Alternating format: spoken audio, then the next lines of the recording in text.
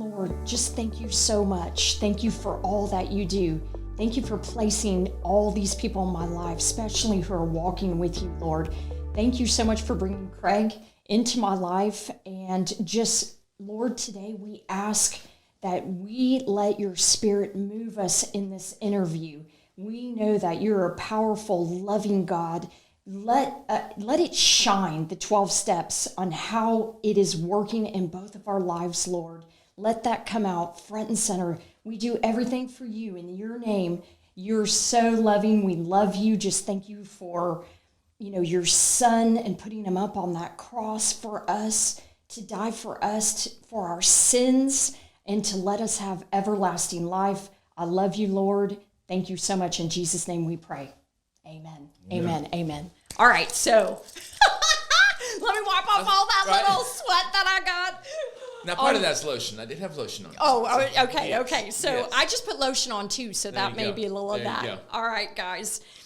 All right. Welcome to another episode of Divine Design. I'm your host, Chrissy Morales, and I'm super, super excited today to be sitting here with Craig Minkner. He actually is a badass agent on my team.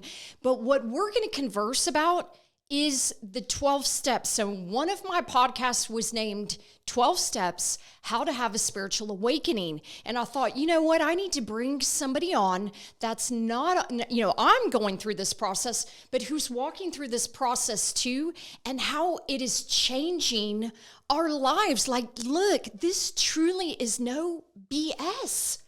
This is powerful. And really, honestly, what I feel is that the Lord has really given me that, look, you're to push out the 12 steps and you're to push it out mainstream. This is not about, for recovering addicts and alcoholics, because that's where I've learned about it. But you go to CR, Celebrate Recovery, and y'all, practice the 12 steps in this process. But in your group, y'all are talking about so many other things other than, drugs and alcohol. You're talking about true addictions like workaholic maybe, right. True addictions, pornography, sex, overeating, spending too much, stinking thinking. Tell me some of the other things that Celebrate Recovery that y'all mention, for people to walk through the 12 steps and want to do it. Well, you have grief share, you have grief, abandonment,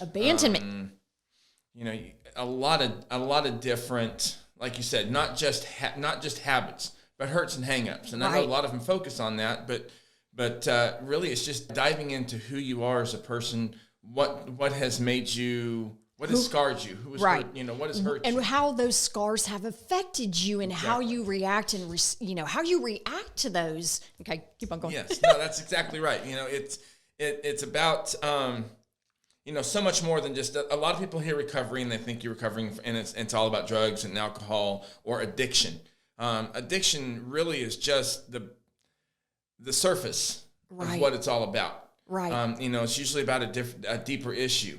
It's about, again, life struggles. How you're raised. And, it's funny, I was talking with a gentleman. Yes. I was talking to a gentleman It's about compulsive behaviors. Yes. So exactly. Not just addictions, but compulsive behaviors. And just how we can be raised in so many different ways. And it was funny, I was talking to a gentleman this morning and we were discussing just exactly this. And that, you can come from a very religious background. You can come from an abusive background.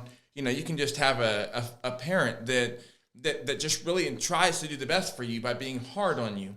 All of those things are different, but all of those things can affect you in a negative way and a positive way. Right. It's not a matter of, I was talking to my child, actually my son this week, and we talked about the fact that, just so you're going to screw it up.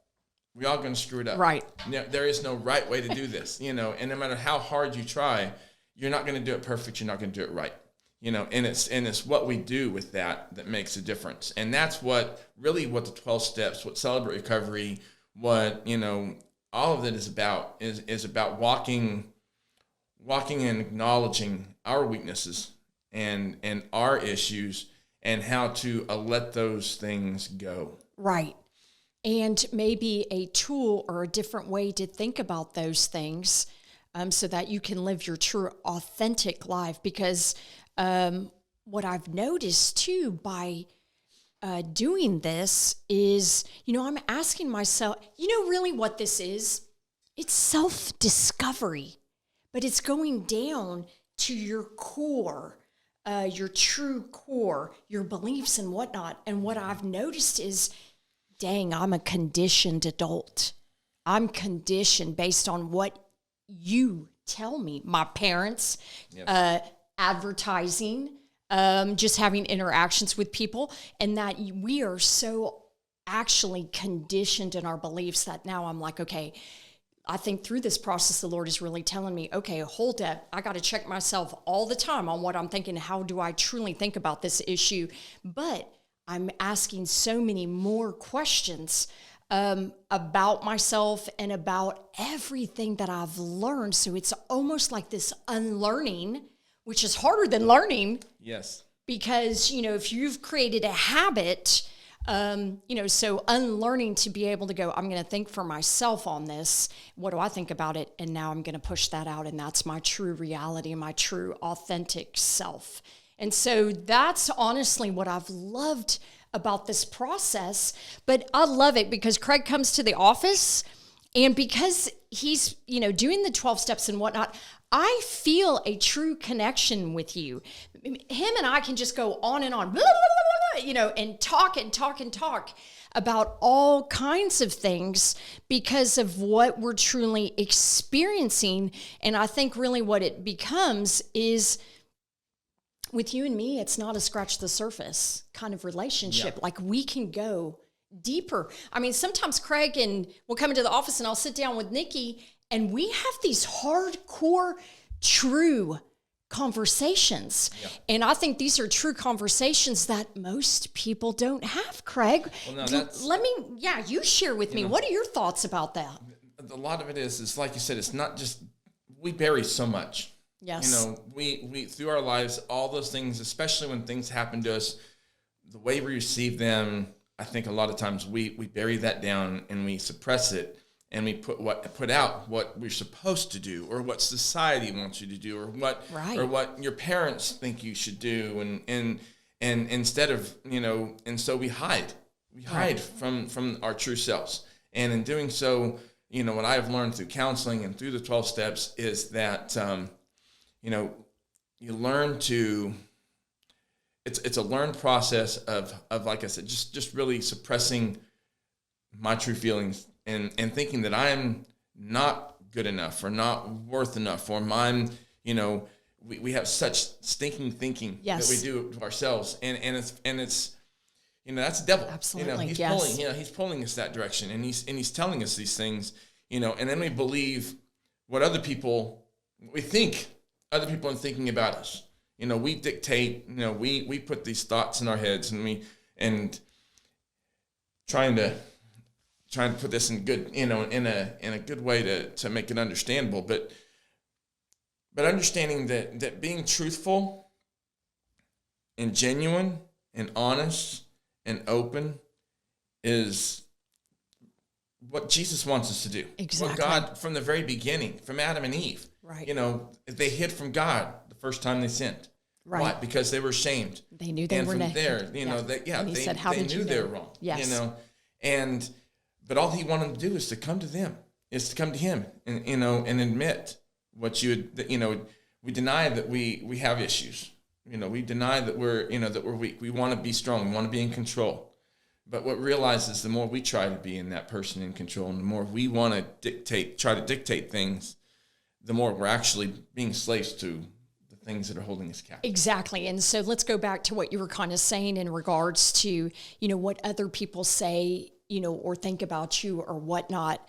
A lot of people live their life that way, man. I don't live my life. You know me. I don't give a shit what you think about me. I don't care. Listen to the podcast. Don't listen to the podcast, and I think that is such a blessing to be able to walk that way, because I know what he thinks about me, And that's all that matters, my loving Father, and so I really thank God that I can grasp that and hold on to that and know. Yeah. But I'm going to tell you throughout these 12 steps, okay, I'm going to tell you guys why, yes, I'm a very positive person, but why I truly believe that now, and I don't waver from that. It has been, because everybody, you think that I'm a loser at times, you go through trials and tribulations, but walking through the 12 steps, I remember at one point in time, I was doing an exercise and I had a bad day.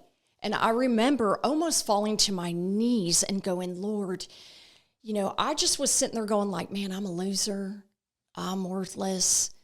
Shit, and just really thinking these horrible things about myself and almost falling, just really falling to my knees crying out. But you know what? I heard God tell me. I'm sorry, let me back up. I was saying nobody loves me. I'm not lovable. Kind of going down that stinking thinking. And he literally told me, I love you. It wasn't me, it was him. And he said, I love you. I literally fell to my knees and started crying and was like, Lord, thank you so much. You're right. And you love me. You're my Father.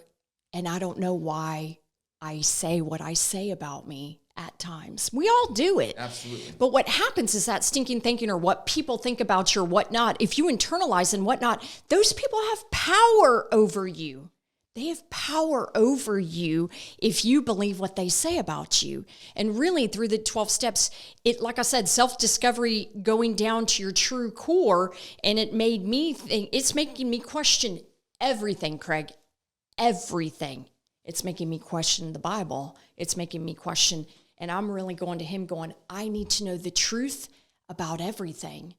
I need you to tell me. But I will check every decision I make, everything that I'm doing. I now check it through somewhat of a 12-step process and always going to God first. And I didn't do that. Yeah. I didn't do that. There's times in my life I've walked very close with God and then I've strayed. And when I walk closer to him, God, I'm asking him and talking with him. When you stray, you're not talking to him as much. I'm living worldly world, manifesting my own shit. When now, I'm continually in conversation with the Lord and it's wonderful, but it's the 12-step process that has brought me to this. And maybe it's because I'm in a different mindset now than when I was the other times, walking with him. And definitely the 12 steps has opened me up to, I believe, truer, freer living. Yeah. But tell me, okay, when did you start doing the 12 steps? How long have you been working these? It's been about almost 2 years. Okay. My past is very colored, very storied, but much like you, I didn't think much of myself. I had made a lot of bad choices, but I've done a lot of good things, but I never saw the good. I always saw the bad. And I thought very little of my own self-esteem, to the point where, I had contemplated suicide quite a few times in my life. Ugh. And it had gotten pretty rough at the, point. But then God, just the same thing. God called me out and says, Craig, you are worthy, and I do love you. And, I can forgive you. And I don't care what you've done. It doesn't matter about your past. It's just, start fresh, start new. I can make you new. And that's right. And so it's a so rebirth, it was just a rebirth, and it didn't happen overnight. Right. It took me 50 years to get the way I was. I'm not going to relearn how I've gotten to be this point overnight. It is a process. And it's not always easy. Yes. And the one thing I would say is that living on my own, with my own, being in control of myself was not easy, nor is, there is no easy path. Right. Both paths are hard, but one path is right. One path leads to redemption. One path leads to freedom of thought and peace and serenity. Yes. And the other path just continually leads down destruction. You're right. It feels safer. It's safe. It feels safer, and it feels easier to woe is me, or to go down that path of addiction and self-worth and codependency. That seems easier because it's comfortable, because that's what we all grow up thinking is the way we're supposed to live. And but God has a different route. Right. And what have you found by living that life and dealing with all that bullshit? What I find is that's actually harder living. It is. I mean, doing this and being, really, Craig, do you have peace?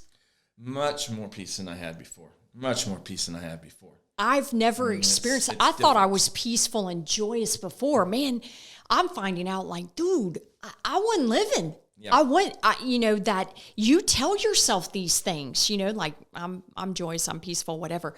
But after working these steps and living this, because I think this is a lifestyle. I mean, because you're continually checking yourself. You're continually asking yourself questions. Who do I need to make amends to? Did I harm somebody today? Blah, blah, blah. All of that on top of praying and whatnot. But I'm realizing like this is true living. I mean, it really is. And it's freeing to have somebody, honestly, an authority that I can give that to and go, all right, I know you're in control. And I don't care if it's you believe in God, a higher power, whatever it is, you believe in aliens, who whatever. But there is something bigger than us, I believe, that is completely controlling all of this. We truly are connected and we truly are one. And you know what? All of us really do have a little piece of God in us. And so we really, really are all connected. And that's what I've learned about this. And this also, like going through the 12 steps for me, I know, Craig, I'm interviewing you, but I'm rattling on and on and on. I don't know what's up today. But I feel like I can truly, truly love people. Yeah. And this is a real love. Like, Craig, I love you. I really do. You know this. And it's our conversations and whatnot. You are a badass agent on my team. And I know that God works through you because we talk about this continuing. I love this about him. You're very humble. You are a servant for God. And I tell my team, you got to have a servant's heart in order to do this. And you got to let people know that you truly, truly care about them. And you do that. And I think when people know that it does shine and they see that and they trust you. So I appreciate you for being just the true, authentic person that you are and the fact that you've grown. I've seen you. How long you been on the team now? About a year, almost a year. Not about 10 months now. Okay, so I'm like, okay. But I was like, it's already been a year. Time goes by so fast. But, and just to see your growth, and you've told me some things too that you've recognized about yourself, and that if you wouldn't have been on my team, you wouldn't have been able to recognize those things. And so I'm glad that, this could be a safe place. My team can be a safe place for you to grow and experience the things that you need to experience in order to be the best agent you can, live the best life that you can. I mean, your wife is a doll, and I'm looking forward to, getting to know her better. I'm sorry, so tangent, but let's go back to, okay, so you've been doing the 12 steps now, you said for about 2 years? About 2 years. Okay, so tell me a little bit of difference. And I know we're kind of chatting about this, whatever, but maybe you can get specific on maybe before how you would have handled something and maybe how you handle it now because of this process, or maybe how your thought process may go about that. Well, I mean, before I didn't really know how to handle things before. Okay. And I mean, I would try to handle things, and I wanted to be in control of it. I wanted to know, I would pray, God, take this from me, or, what have you. And, and I would blame him when it would go wrong. I'd want him to, but then I would not give him control. I would continue to stress, and I would continue to worry. And I would love to say that I figured it all out. I haven't, Right. But I give it, when those moments come, I remember that, first of all this is just temporary. Right. And so what we make such a big deal really may not be that big of a deal in the big, in the larger scope of things. And so, I have learned to reprioritize, and I've learned that through the hard times, through the difficulties, they're not punishment. They are strength. They are what gives you strength. Right. through my messes, God makes his message known. You know, through my weakness, he gets strength. And that strength is what builds me up. I don't do anything positive without him. I can't. I don't know how to live my life without God being the center of it, because every time I've done that, it goes awry. You know, Craig messes it up. and I think we all do. Yes. You know, if we don't Absolutely. have, you know, there's two powers in the world. There is evil and there is good. There's no question. And and you're going to be in, one of them is controlling your life. That's right. All the time, whether you know it or not. Even when we think we have control, we don't. We're either in control of, you know, what, you know, it's part of a higher plan, you know.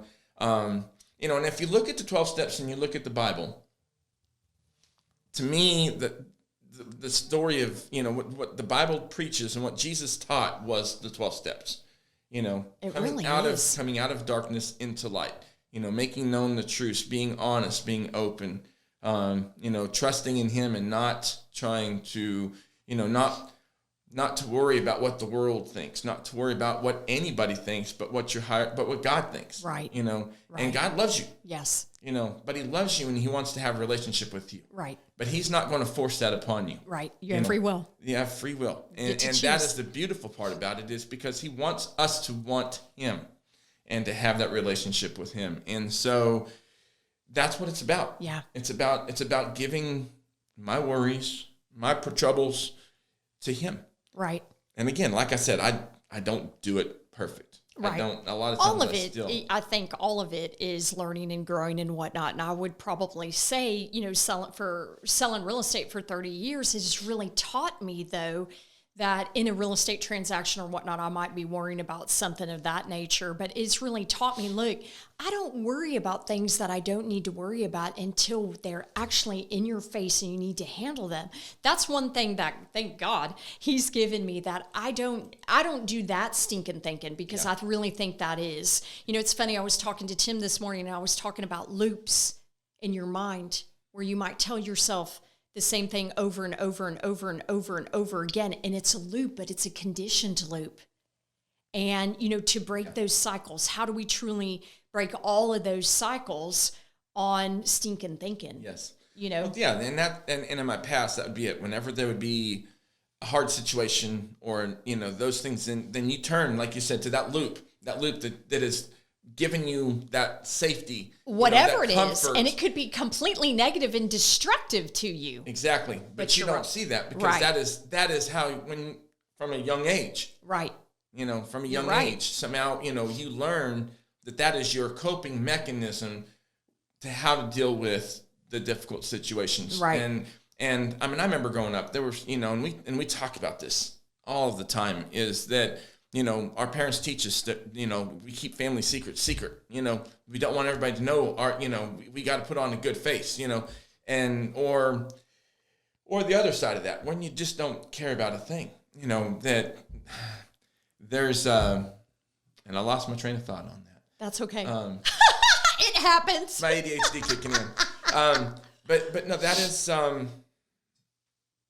there was a reason I was going that direction.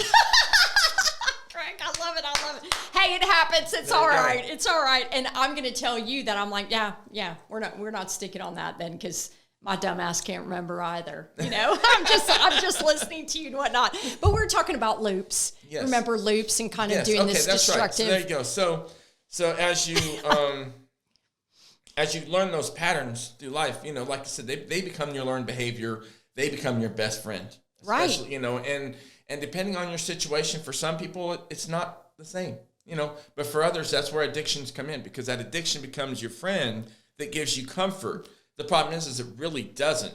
What it does is it soothes the, you know, gives you that dopamine, and the dopamine is what makes you feel good, but it's always temporary, you know, and then you get back to that negativity. And so you want to crave that dopamine to get that good feeling. Right. You know? You're right. I never really thought of it in that respect. And then I think about the people that don't even realize, they don't even think about, you know, how they're reacting, how they're responding, how they live their life, and how these conditioned, you know, the way that they're conditioned to respond or whatnot, react, that they don't even think about these things at all. And so now that I feel like the spiritual awakening, that's what the 12 steps is, the spiritual awakening, that I'm like, man, I can't go back to the way that I was. And my spiritual awakening has got me so excited that I can't wait to learn more and go, all right, God, what else do you got? It's empowering. I feel enlightened. I'm learning so much about myself, and I'm asking God, like, what truly are my spiritual gifts? And starting to see a different side of me that, most people may not even get to venture into in their whole entire life, that they don't have this opening or this experience. Yeah. And so it's just so interesting to me, but I couldn't imagine living my life any other way. And like I said, just super excited to see what I'm going to learn. And you know what? I think the Lord does allow us to be tested and put in valleys and whatnot, because all of it is about growth. He's teaching us. Yeah. What do you think about reincarnation? Well, definitely going off on a tangent here. That one, I don't know. Okay. I'm going to tell you, I really don't know. It might be something for you to ponder on, but, and that will be another podcast that we'll definitely venture into at some point in time. But yeah, it becomes the relationship. Kind of what you were, something that you said sparked me about that is about, just your, you not going backwards. Right. And as I've gone through this walk in my relationship with God, my relationship has gotten stronger. Then I find that when I instead of looking for the addictions or the escapes to when I'm not feeling like I'm supposed to, or like when I don't know what to do, that's where I would go to that. Now I just go to God in prayer, and I strengthen my relationship with Him, and I find that peace, or that, that feeling, it's a sustaining feeling that you don't get from your addictions, from sex, from drugs, from alcohol, from gambling, shopping. It's a temporary, it's something you do to try to appease to feel better, but you don't. You can only find that true feeling of peace through Him. Right. And through that relationship. Right. That's what it really comes down to, is that relationship with Him. Reincarnation, that's a tough subject. You don't have to comment. Yeah, we're not gonna have to comment. Wrong podcast. But, all right, I want to ask you about this, about your relationships. So 2 years doing the 12 steps, have your relationships with people changed? Oh, absolutely. Who has probably noticed the most? My wife. Michelle. That's what I was thinking. So, no, okay. That's a whole, before I started the 12-step, I was not a good husband. I had some good qualities, and I was a good husband at points. I was a good husband and a good dad, but I wasn't in a lot of ways as well. I treated her poorly at times. I disrespected her. I blamed her. I wanted to change her. I looked at, because I was so focused on my own faults, it made it hard not to focus on other people's faults. When you can see your own faults and you can accept and forgive yourself, it makes it easier for you to accept and see others this way they are, right. And that I can't change who I am, nor can they change who they are. You can change parts of you. You can change your spirit. You can change that. But you can't make people, you can't control others. Yeah, you can only control yourself. Exactly. You can't change anyone. And God created us each for a purpose, and in a particular way, in an individual way. And once I saw that, and she'll tell you more than anything, I've been more open, more honest, more loving, more aware of her, and she is the priority in my, it's got God, then it's got my wife, and I'm up there with them, but they're, it was all about me before, and it's not now. And in saying so, my relationship with my kids has grown. I can be more honest. I've shared things that I wouldn't have shared before with my kids. My friendships, we moved a lot. growing up, I didn't have a chance to really develop strong friendships. Again, like I said, we all have our stories. My wife was completely different. She grew up and she went to the same school from elementary all the way through high school. She was with the same group. I can't comprehend that, so I've put up a lot of guards in my life, and I was very superficial because I was not wanting to get hurt again and again and again. Right. But now I've learned, that's changed. My relationships are more, I'm becoming vulnerable. I'm allowing people in, I'm allowing myself to love, and let go. Right. And then it's okay because, that's life. Yes. And that's the beauty of it. So yeah, I mean, I think, my wife would tell you that I've definitely changed. My sister, who's been a big part of my recovery as well, she has seen a difference, a huge difference. I mean, just my confidence in general. I would have never thought I could do real estate and be my own boss and do the things I'm doing, the responsibility that comes with it. I didn't have enough trust in myself that I expected myself just to fail. And I don't now. No. I expect myself to succeed because God's on my side. And no matter what it is, I've already succeeded because he is my center. That's right. You're a winner.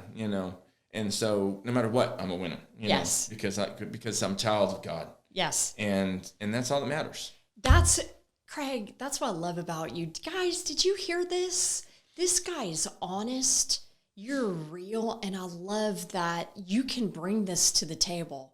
I mean, this will get aired, but you are just an honest, real, you have such a big heart. I see it each and every day. I wish that I was at the office every day because I know that you're there, Nikki. Nikki can tell me a couple little stories, but she loves you. I mean, she's just he is just so awesome. And we just wish, the best for you. We know that with God, you can do anything. And I really do believe that. I've seen your growth. I've seen, you, I will say, I guess, flourish, based on conversations that we have. You just needed more real estate opportunities. That's all. You just needed more. And I can bring that to you, and that's really my, I guess gift to you is bringing more, real estate opportunities and helping you truly create the life that you want because we're walking the same. And I feel like, when I'm chatting with God, how I am about the team and whatnot. I mean, I probably talk about God way too much on the team, but I think so. Can you do that though? I appreciate that. And I mean, that's one of the reasons why I like where I'm at, because I mean, when we have team meetings, we pray. Yes. God is involved in conversation. And so much of today's society, we try to take him out, right, but he needs to be there. So I don't think that there's too much of that. And you know what's funny, Craig? Just that just popped into my mind. Look at my conditioned thinking, because what I was started to go, I'm going to go into real estate and you're getting taught and whatnot. You don't talk about religion and you don't talk about politics. And so look how conditioned I am that I even say, like, I probably do that too much and whatnot. But I love that you say, look, no, I like that. I'm glad that we're a team of worship, praying, that we love each other. We tell each other we love each other, you know, and we truly want the best for everybody on that team. We're not hating on each other. No, it's not about me. It's not about you. It's about us. It's about him. It's about, like you said, the biggest thing is everything I see what you do is, first of all, you put your clients first and foremost, and you are very honest, very real, and you work very ethically. Yes. And so that has been a big part of, but the bigger part of that you've done for me is you've allowed me to dream like I wouldn't have dreamt before, of a future. And it's like, I know we're doing vision boards tomorrow, and I'm excited, but I'm also like, I've never done this before. But it's fun because I was going through and thinking of my dreams, and I didn't allow myself. Growing up, I was taught to always temper my expectations because, so I wouldn't set myself up for failure. Okay. And, sure. And, that has changed. And I'm like, wow, I really am. I'm going to have goals that, I mean, even when I started real estate, I thought, I'm going to keep it very simple because I didn't want to, I have bigger goals. And my goals are not about, money's involved. I mean, monetary part of it, the money is part of life. Yes. But more than that is just my goals are very much more spiritual focused and inclined, I gear in one direction, and God blesses me because of that. I don't do it so that I can be blessed. I do it so I can be a blessing to others. To others. Right. And I don't do anything without giving him credit. No, I don't get up in the morning because he gives me my breath every day. Right. He gets me out of bed. I find gratitude every morning. And some days it's tougher than others. Right. But I find myself if I start my day that way, and that's why I appreciate, in our group texts and so forth. Right. We don't do it every day. It would be great if we could, but we do, and it's funny how contagious it becomes, because one person puts out there something about gratitude, and all of a sudden everybody's putting messages out there about gratitude. And I do that with our 12-step group that I'm involved in right now. We're doing a step study, and when somebody puts something positive or gratitude out there, it follows with more gratitude. It's contagious. Right. Negativity is contagious, but so is the positive. That's right. And so it's what you put off and put out into the universe. And that's why I love where I'm at. And God works in amazing ways, and He's definitely worked to put us together. Okay. Yes, God. I'm going to tell you, God did bring us together. I'm going to tell this story a little bit. Are you okay with this? Yeah. All right. So I go to grief group. So probably if I go back, like, hey, why did I do the 12 steps? It really is grief. Yeah. If I think about it, that's what took me to Recovery Road. That's what, started me on this process. But all right, so I go to grief group. I'm going to Recovery Road, and then I actually go to the Avenue. Yeah. Celebrate Recovery.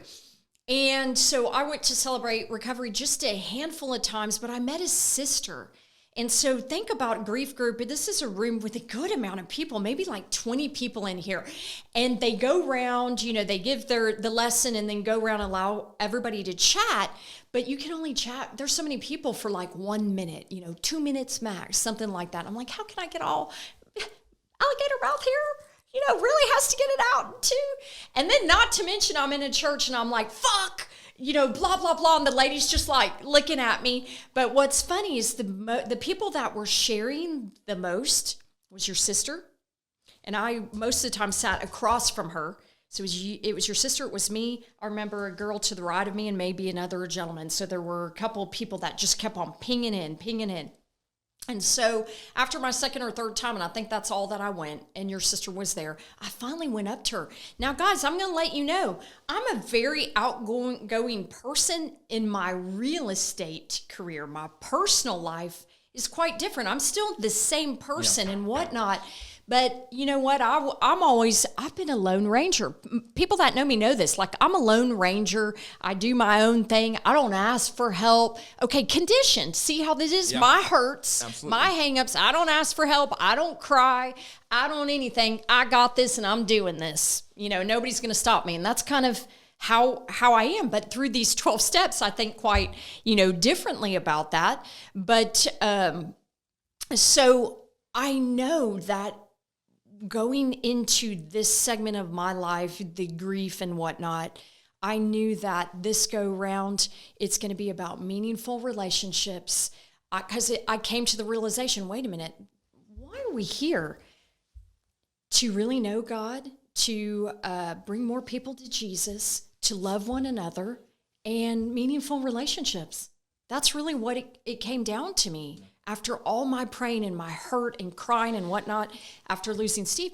But, so I'd be in this situation. And so I had to push myself because I went up to your sister to go, hey, I see we're very similar. And she was like, yeah, you're the girl on the billboard. I'm like, oh, no. Okay. Yes, I sell real estate, But I was like, hey, I'd love to go to coffee with you.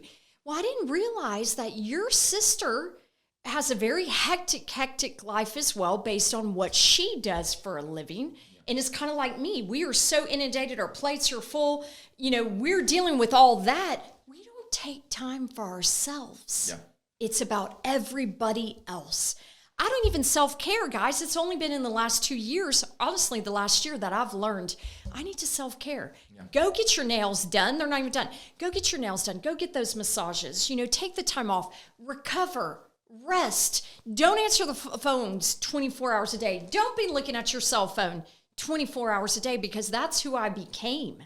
Yeah. But anyway, so I had to push myself in that situation to go up to her and say, here, I'd love to, let's go have coffee. And what I loved about her, she was so honest and real. And she goes, well, I'm going to let you know I'm not a good friend. And I just started laughing. I said, girl, I'm one of those. So I'm going to text you, or you're going to text me, or I'm going to text you. No, you're going to text me. And I said, I'll respond in about 5 days because, all my clients and everything else comes first. And it's like I put my friends and my family last, and look at that. How do I live my life like that? That is bullshit that I walked like that for decades.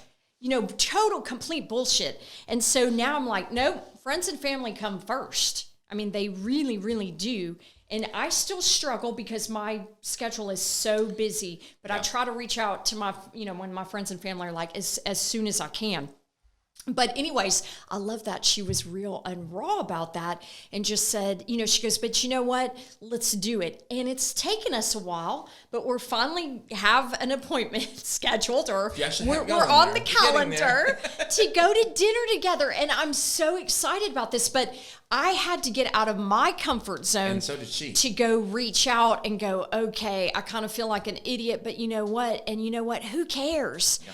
Who cares that I feel like an idiot? And now I actually have learned I really enjoy this. I will reach out to people daily, like, Lori Ann, Tim's sister, I'll like just thinking of you. People, I will just text, hey, I'm just thinking about you. Hope you have a great day, and just kind of leave it at that. And those are things that I would have never have done before, but this is a product of the 12 steps. I would never have done this before. So, exactly. What, meaning this? Meaning this, yes. This is not my, the same thing. It gets you, you get out of your comfort zone. But no, and you and my sister were very much alike in a lot of ways. And it's always funny sometimes, but it's amazing how God works in ways, knowing what we need, when we need it, and sometimes we go back, and I would think so many times I want to go back, if I could go back and change things. Yeah. But if I went back and changed things, I wouldn't be what I am today and who I am today. And, though I have a lot of regrets, I could have a lot of regrets, or a lot of things I could, wish I would have done differently. I'm grateful that they happened and that I am where I'm at, and the people that are in my life are where they're at now, because it's like you said, I'm living my best life for Him and sharing with others. But I couldn't do it without the people around me. And I mean, my wife has just been amazing through everything. I love that. She's, some people would think that, she's very, very quiet, and they would think she's just a very, very meek but she's not. She's stronger than most people. Wow. And she has, she is, talk about somebody who's true to who they are, and that's my wife, and so she has inspired me, and she helps me, every day getting through this, living my life better every day. Okay. I love that. But I love how it all came together, like I said, the whole thing. Well, and let me, I didn't even finish, so I just went off on a tangent on your sister. I'm trying to get back to there. So what ended up happening, though, is loan officer Dave Edmondson actually contacted me, and he's one of our preferred lenders. If you don't know him, you need to know him. If you're a realtor, you definitely need to know him, because he is a guy that will get the deal done. He'll get you the loan. But all in all, so Dave had called me one day and said, I've got an agent for you. You need to talk to this guy. He's on a team, but he lives locally. And I think you would serve him better just by local. He wouldn't have to be traveling all over God's green earth to service people. And I said, okay, no problem. So I reached out to you. We scheduled an appointment. But you come to my office and we start chatting. And at one point in time, I don't know when it's revealed that your sister is, who she is. Yeah, meaning that's your sister. And I'm like, whoa, wait a minute. Wait. Okay, wait a minute. But you know what? Our interview ended up being talking about the Lord. Yeah. I don't even think we really got into a real estate interview. I don't think so either. And I think I had to go to an appointment, or maybe you did. Yeah. No, I think it was, we ended up having to have a second time just to talk about the logistics of it. Logistics. But it was like, there was no question. Well, and I was, and it's funny because David, the same thing, I met David by chance. I met him through his wife, Corinza, who's an awesome, in her own right. She's a beautiful girl. She's awesome. And, situation came up, and David was a lender that had a product that I needed. And we happened to just at a social event, got together, talked a little bit. And, from that's how, but at the same time, he's talking about this, I got a badass agent that, I think this lady, I think you and her would hit it off. And, she would do you good. It'd be a great fit. And at the same time, my sister is saying, man, I met this agent in 12 step, in the grief group. And I think, you'd be great, So it was all these things at the same time were kind of like okay, I didn't know that. Yeah. And I was already ready to jump. I was actually ready to go to a different agency altogether. Okay. And I just was like, well, I'll just do this just for, sure, why not, And sure enough, it just, You did it for grins and giggles, and look at this. I did. Okay. Because David said so. So I'm like, my sister and I'm like, well, it's worth the effort. Yes, yeah. And, and it's just been amazing. It's funny how God works. And it really is, because I know this is God ordained that he's on the team. And so I remember, we had an hour and we did this and we talked all about God and we were talking about different things, probably the 12 steps and different things. And I remember in the end, one of us had to go and I'm like, darn, we didn't even talk real estate. But here's what I told him. I said, look, I don't even care. I want you on my team. Like, I don't do this a lot because you were a newer agent. And I've kind of been like, man, I don't know if I want to take newer agents on the team. But you had done some transactions. So I thought, okay, that's good.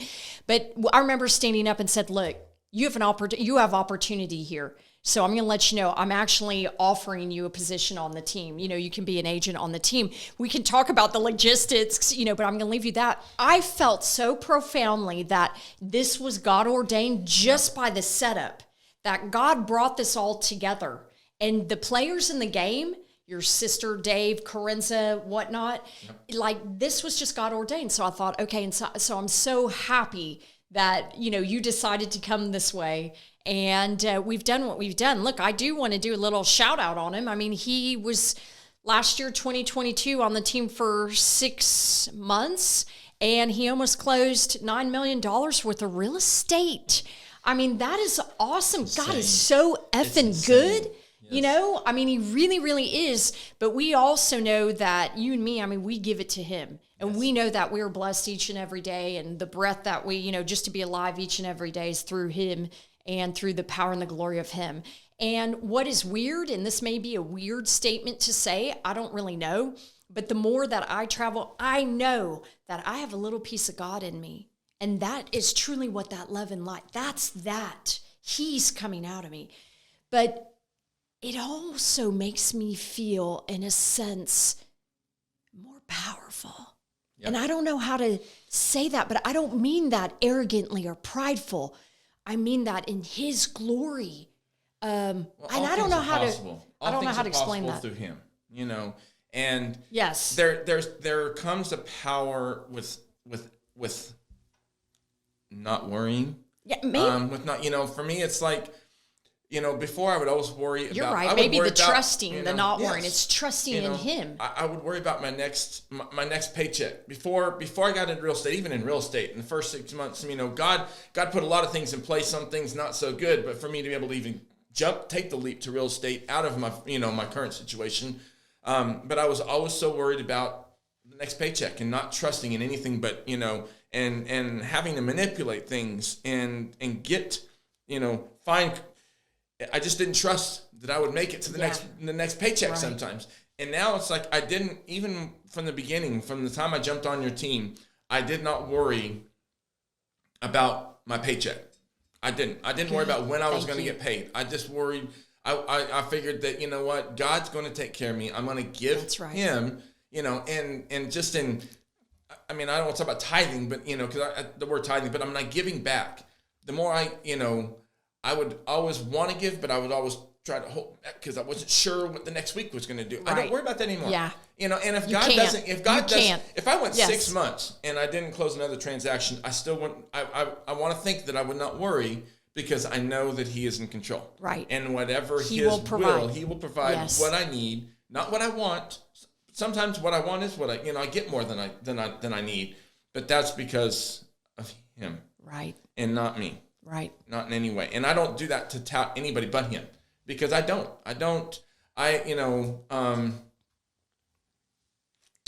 do it without his strength. Right. I can't. And I guess maybe that's just a power. good place. Exactly. That gives me power. To say that. If I put it on me, then if I, I'm going to, there's a weight that comes with putting it all on me. Yes. But Jesus says, take my yoke, for it is light. Yeah. And by giving him the burden, it frees me to be me. Right. And it frees me to not worry, to not, not be in control. Right. I don't know how to explain it other than that, and that is what Celebrate Recovery, that is what Recovery Road, that is what the 12 steps, in Celebrate Recovery, we have the 8 principles, which is basically on the same guidelines as the 12 steps.